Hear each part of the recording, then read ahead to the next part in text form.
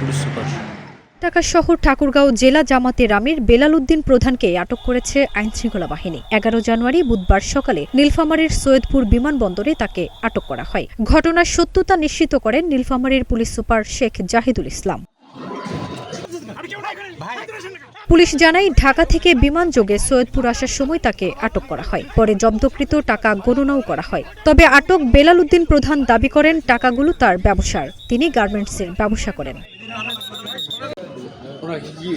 পরে ঘটনায় এক সংবাদ সম্মেলন করেন জামাতের ঠাকুরগাঁও ১ আসনের এমপি পদপ্রার্থী দেলোয়ার হোসেন। তিনি জানান, সৈয়দপুরে আটকের ঘটনাটি তারা মিডিয়ার মাধ্যমে জানতে পেরেছেন। পরবর্তীতে পারিবারিকভাবে খোঁজ নিয়ে জানা গেছে তিনি ব্যক্তিগত কাজে ঢাকায় গিয়েছিলেন এবং ফেরার পথে সৈয়দপুর বিমানবন্দরে হয়রানির শিকার হন। ১১ জানুয়ারি বুধবার বিকেলে সদর উপজেলার লা রোজা রেস্টুরেন্টে এই সংবাদ সম্মেলনের আয়োজন করা হয়।